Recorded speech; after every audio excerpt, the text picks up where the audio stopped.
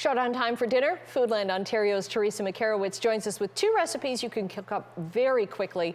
And let's start off, Teresa, with dessert, the cookies. Okay, that's the way to go. Now you can find both of the recipes on our website, foodlandontario.ca. So for the cookies, they are an apple oatmeal cookie, absolutely delicious. To start, you combine your dry ingredients, which are just your classic oat ingredients. So we have oats, we have whole wheat flour, we have a little bit of cinnamon and baking soda and some salt, and we just stir that all together. And then in another bowl, what you're going to do is use room temperature butter, and you're going to cream that with some brown sugar and also add an egg. And I like to keep all my ingredients at room temperature. That way they incorporate nicely. So you would mix that with a mixer, that butter and brown sugar and egg mixture. And then it's as simple as adding that oat mixture into that creamed mixture.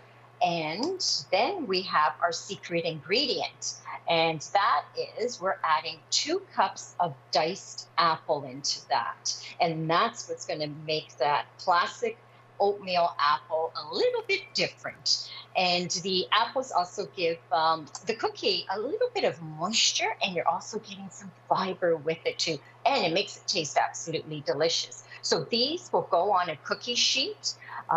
You space them out about 2 inches apart, 350 degrees, and 12 to 15 minutes. And I like to give you a tip is to make sure that you use cold baking sheets. So if you're making a couple of batches here, make sure that you chill your baking sheets before you put your next batch on.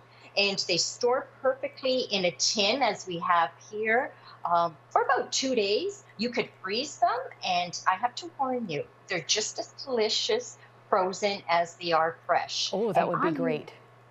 They are. It's dangerous. Okay, so we have 2 minutes. You're really going to do this quickly. You're going to make up a chicken stir fry in 2 minutes. I am. So what I've done already is made the sauce. And that's like with any stir fry that you make, you have to have your ingredients ready. So for the sauce ingredients, we have water, we have some soya sauce, we have hoisin sauce. For heat, we can add some chili garlic paste, or if you don't have that on hand, you can add pepper flakes and a little bit of sugar and cornstarch. So you make that ahead. You could even make that a week ahead. I do a double batch, and that way I'm ready to go when my stir fries are.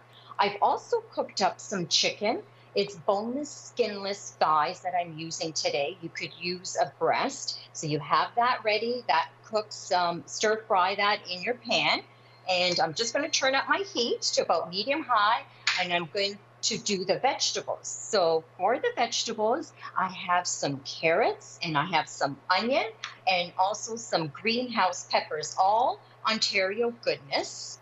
And I love stir fries because you can get creative, and you could change up your ingredients with what you have on hand. Yeah, you can use your leftovers too, right? Absolutely, absolutely. So you could add mushrooms to this, or thinly sliced cabbage if you like.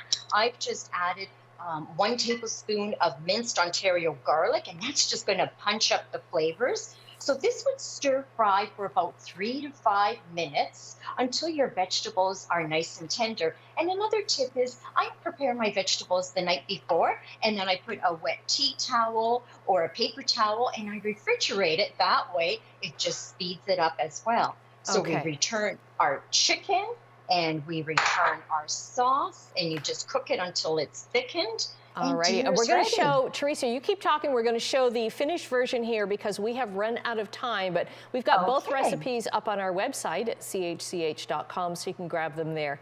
Always great to talk to you. I always get terrific recipes from you. Thank you.